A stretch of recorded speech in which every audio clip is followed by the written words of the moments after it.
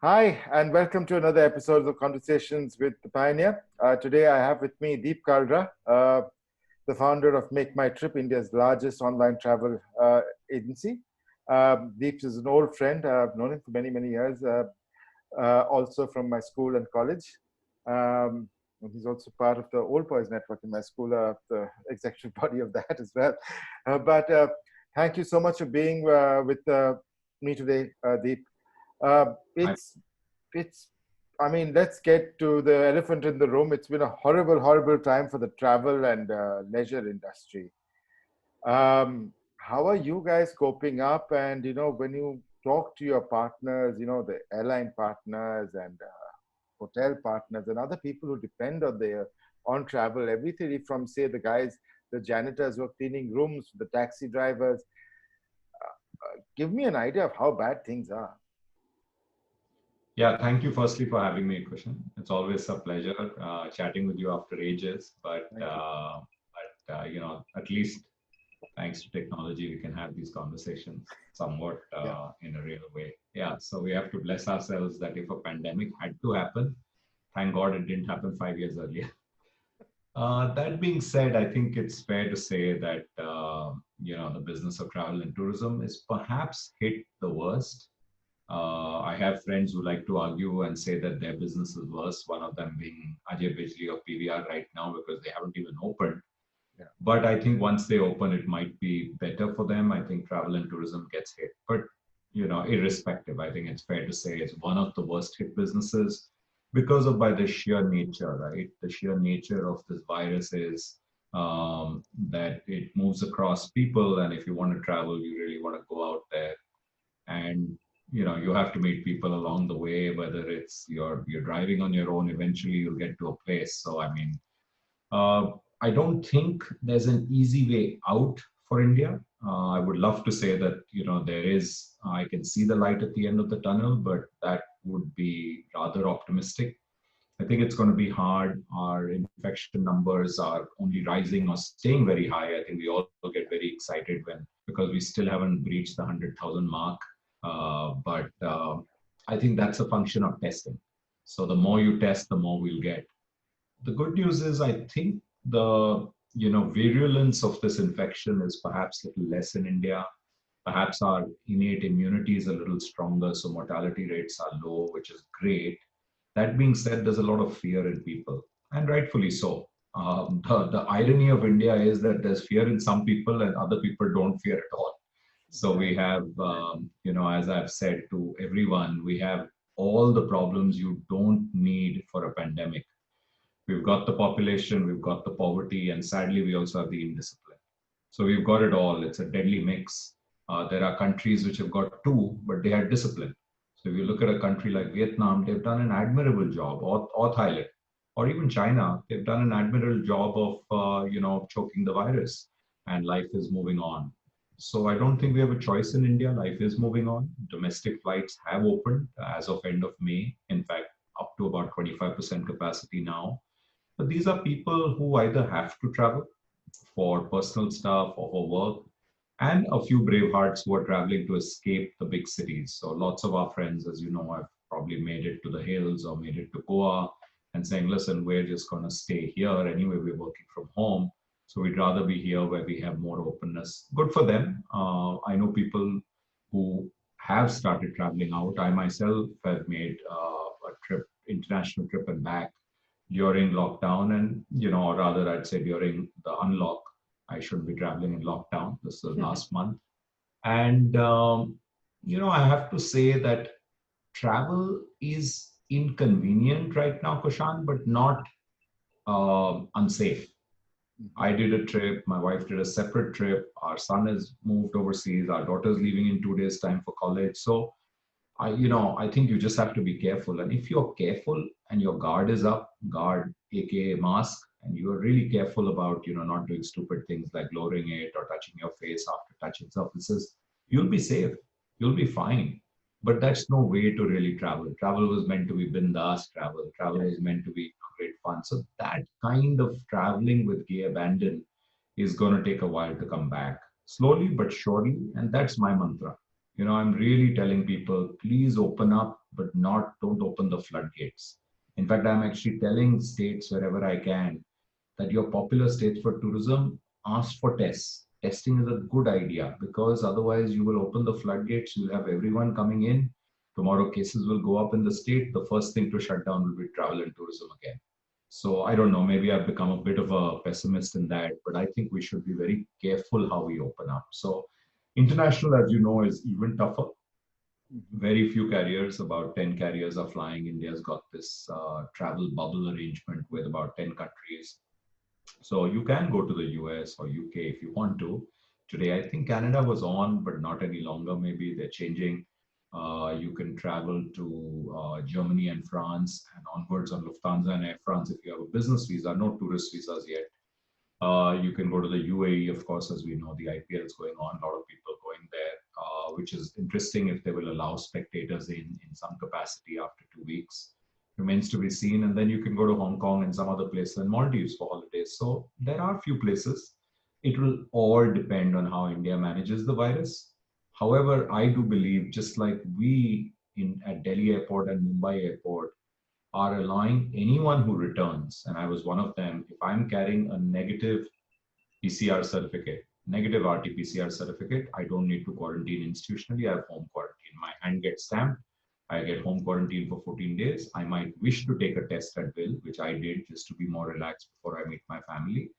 And thankfully, it was negative. But, the same way, I think we've got to prevail upon our partner countries and others that please accept our negative PCR test also. If Indians are coming or anyone from India is coming with a negative PCR test, then they should have no quarantine there. I think that's the right way to go about this. I do believe that we should make testing mandatory, rapid testing for domestic flights and domestic travel, and the full-blown RT-PCR test for international. The prices have come down. 1,600 rupees for someone going overseas is not difficult to absorb, and 300-400 rupees is not difficult for anyone to absorb who's traveling nationally for travel and tourism purposes. You can't have it on every border. You could definitely have it on flights to start with and when trains open up. So not so short summary of what's going on in travel, but that's the reality. But travel is also, as you said, you can't travel with gay abandon. The carefree travel now, you have careful travel. You have to be, and I believe what you said about states having to be careful because, again, they'll take a knee-jerk reaction and shut down travel again, and it'll just hurt many lives again. But it is good that That's people quite are, right. I think I've been talking to several friends, I'm sure you have too.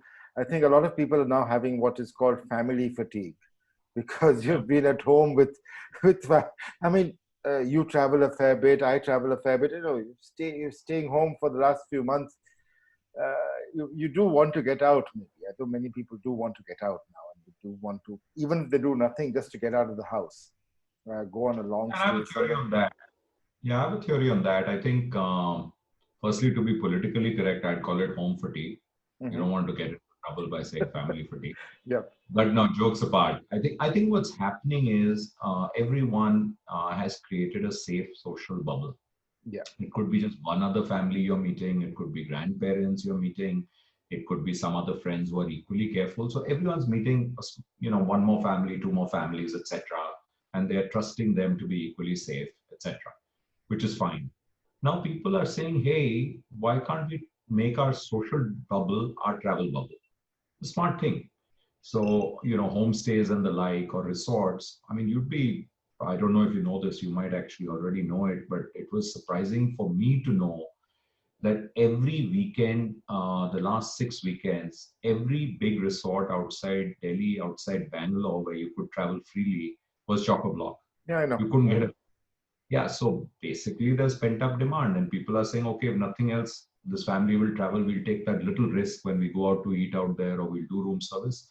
Now, obviously, you're increasing your risk because who's carrying the virus, nobody knows. Which server gets infected, you don't know. But I think it's also a sign of fatigue, like you rightfully said, Kushan. People are just sick and tired of being locked up at home. And in Delhi, we still have by and large larger homes. All our friends and cousins and brethren in Bombay, my brother lives in Bombay.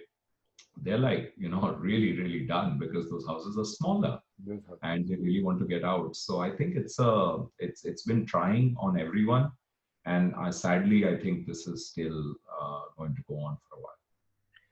What would you tell so many? I mean, we're hearing in the hospitality trade, of course, many restaurants have shut down.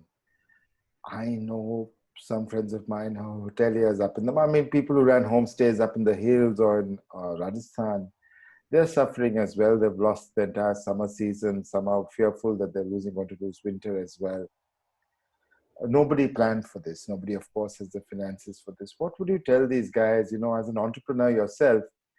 And, unfortunately, we sort of conflated entrepreneurship with digital nowadays, but there are lots of hotel entrepreneurs, lots of travel and tourism entrepreneurs. What would you tell them to, keep their spirits up right now? Yeah, it's a very good point. And in fact, the travel and tourism industry has probably more entrepreneurs as a percentage than most other businesses because the number of micro businesses in this sector are huge. And Taxi operations and all of that, right? I mean, taxi operators, local guides. yeah. What's happening to the guides? The poor guys, there's been no business. People in Kashmir, the guy who has, a shikara on Dal Lake, and similarly the adventure tour guys. And so if you think about it, there are actually millions of people employed in this in the micro sector, and they've been hit very, very badly. See, there is no option but to hunker down, where you have a company to cut whatever costs you can, to try to do something else to bide this time over, because it's not like travel will never come back. In fact, my theory on travel coming back is it's going to come back with a vengeance. It's going to be revenge travel, which is crazier than revenge shopping because there's pent up travel. I'm sure if tomorrow someone says vaccine, safe vaccine, everything fine, I mean, folks like you and many, many other friends, you'll be the first to jump on a plane and say, wow, let's just go somewhere, wherever it is, but you need that safety and security that it's indeed safe. So I think people have realized the fickleness and, fragility of it all, how overnight we've been actually made, put under house arrest. And they're going to attack travel with a vengeance like never before. They're going to actually, chip away on that bucket list because everyone's got a dream list of where they want to go, whether in the country, outside, and people are going to do it. There's going to be a lot of celebrations together, etc. Because many birthdays have already gone by, many milestone birthdays and milestone anniversaries. So things like that are going to happen, I think. But till that time, I don't think the average Joe and even the mid-sized company, in fact, I know many larger companies who are now feeling the stress because while our fixed cost as a percentage of total cost is not as high, when I talk about the agency sector, it's not as high as the airlines or the hotels, but it's still something, right? So everyone's got some fixed costs. Now, how do you hunker down? How do you shrink back? This year is about survival. And when I say year, it's actually 12 months. So I'm hopeful. And even then I'm being hopeful that, March to March or March to April or that kind of time frame. And then things start because I still think it's bad. I know we will have a season right now, festive season. People do want to start doing some amount of travel, home going, but it's not the full blown. I mean, if we were to reach 50% of earlier levels, it will be amazing. Like I said, the segment which is opened up the most is domestic flights and intercity buses. We have a brand called Red Bus, which is now, by the way, good to share. It's open to about 1/3, a little bit more than 1/3 of business, and moving fast as states restrictions go. A lot of people on that do travel for tourism purpose, but the bulk is still visiting friends and relatives, VFR, going home, students, techie workers, etc. down south. Now, that is still to open up in a big way. So if by the end of the year, we've opened up, we've got recovered to 50% levels, I think that would be actually pretty good. So I'm being very realistic, which means everyone downstream and in some places highly seasonal may not see business for this year at all. So hopefully they've got some savings. Hopefully they can repurpose their skills. Like when we talk about a guide who's only been guiding for 20 years and he's guiding or she's guiding in Northeast or in Ladakh, what are you going to do? It's you can't create that business. You can't generate that business. No one's flying, no one's traveling. So luckily, India, I think people are able to shrink and cut costs. You're staying with family, you can live off the soil for a bit. People are doing that in some of the hinterland places. But what happens if you're a mid-sized tour operator in a big city where you had an office on rent, you had 10 to 20 people on your payroll, and nothing's happening? I think most people have either furloughed, folks or cut back permanently. I mean, what can be worse? A company like ours, which is one of the largest, I guess, companies in the sector, with a strong balance sheet, etc., we actually had to let go of 10% of our workforce, 10 to 11% of our workforce after 2 months of lockdown. We didn't want to do it, obviously. It was the worst thing and the last thing to do. But eventually we had to do it because otherwise we were doing a disservice to the people who were there, and all our tech folks and product folks and UX folks were working very hard, and they still are. But then we had made people take cuts depending on the level they were at. And now we're trying to restore salaries at most levels. So yeah, it's the sad reality. It's bad. No, you're right about the micro sector. I know, like I know people who run, treks for kids in summer holidays, and many, oh, no kid, there were no summer holidays this year, 2020. There were no summer vacations at all. So Oh, even Taj Mahal, even if it opens tomorrow, as I believe it's going to open tomorrow, yes. um, I don't, and I don't think there'll be huge amounts of travel, and definitely not much foreign travel coming in, inbound foreign travel that so many resorts in Rajasthan depended on in winter is not going to happen this year. So, Yeah. Yeah. No, you're very right. And in fact, in some sort of way, it should not be the same level. mhm. Like even the iconic Taj, I hope, yes, people should go. I'm vested interest, but they should allow only a fixed number of people because you can't have social distancing if you allow everyone in. So I think we'll have to be careful about this and how we open up some of these places. Even Goa, I think initially Goa opened up uh, in summer. Actually, this was probably the moment flights opened, May, so maybe in June.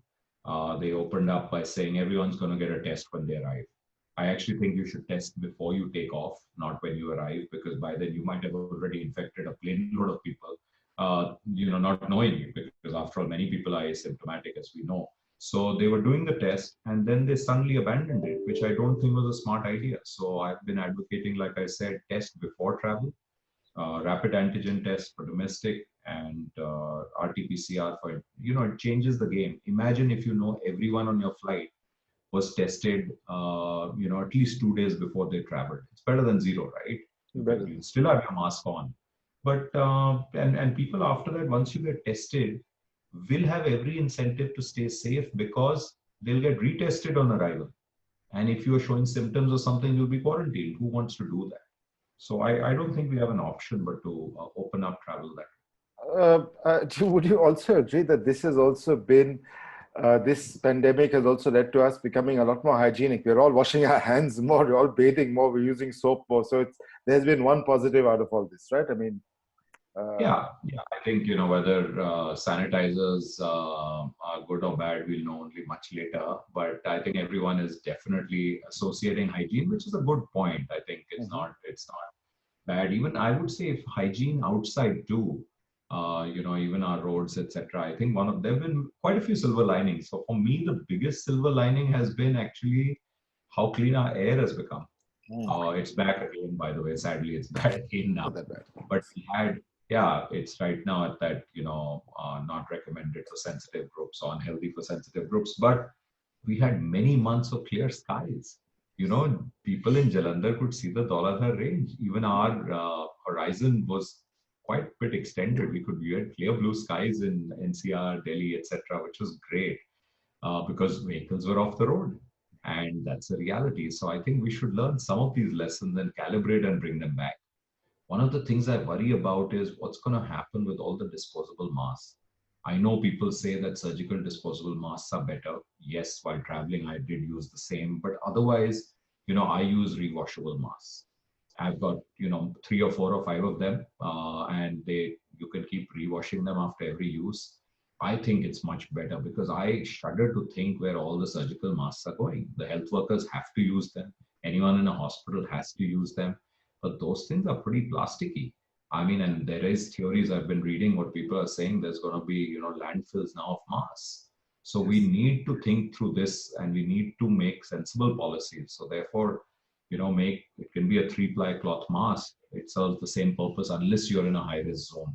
So there are some other positives. I think on the organization side, people have seen resilience. I think people have realized, I can tell you as an industry, everyone is acknowledging how travel and tourism industry has come together like never before. Airlines, hotels, tour operators, travel agents, OTAs, we're all working together. We're all working together, and I think everyone's realized we're going to sink or swim together. This is not the time to gain market share. This is the time to make sure that you open up reliably. So it's heartening to see that. I'm co-chairing CII's tourism committee, and I was just asked to join recently, and it's heartening to see how the industry's coming together. And do you think, I mean, earlier airlines were trying to undercut you, and it's all was going on, and airlines wanted people to go to their website, or they were trying to upsell. They were becoming. That's all ended now. Yeah, I think that's, some amount will continue, but reality right now is to put bums on seats and people in rooms. So I think and we can obviously help doing that. So we're working pretty closely together. I don't think people are looking so much at direct business more than any business. But you said that in Bangalore and Delhi, where restrictions are lighter, people are now NCR. People are now taking the weekend off. They're going out somewhere. They're going out to resorts that are in Manesar and Correct. beyond. Correct. Weekend breaks, or rather drivable breaks, are the most popular across the country. Short drive away, then long drive away, then staycations. Same city, people checking into hotels. That I think sums up and kind of validates your family fatigue point, or joint family fatigue, or whatever. Where people are saying, I call it home fatigue, because you just want to change the scene. That's happening quite a bit. And then, like I said, the Bravehearts are taking flights. I actually know a couple of people who've just gone down to Goa, but they're taking longer breaks. They're not doing the weekend holiday to Goa. They're doing a 10, 15-day break to Goa. Yeah, makes sense. Once you're there, then you want to spend a couple of weeks there, if not a couple of months, if you can. People have homes, or they have friends' homes, or they're taking homestays. That's the other trend we are seeing.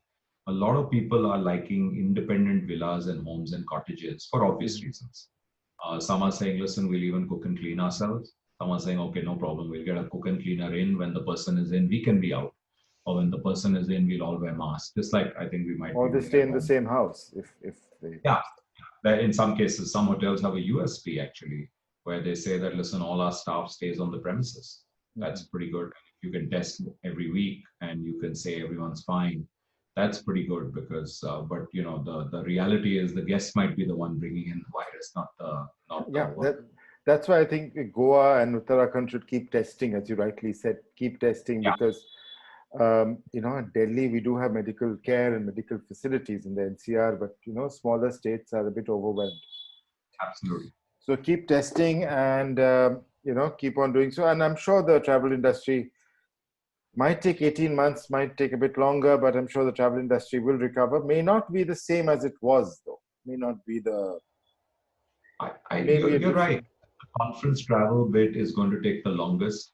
I don't think people are dying to be with 500 other people in a room as a conference, etc. That's going to take a long time, but that's okay. But then again, Kushan, I think public memory is very short.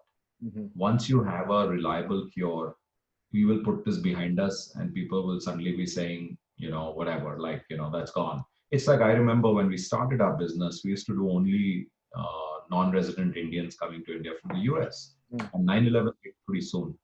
And for a while, no one got onto a plane. And then slowly, everyone was back. And then, Yeah, that's human nature. but it's very sad. As an aviation geek myself, I find it very sad. So many airlines are now withdrawing their A380s and 747s. Oh, it's. I think things will take a while to recover, and when they do recover, it'll be in a different shape. That's just it. So Yeah. I'll be ending the recording now. Thanks for being with me today, Deep.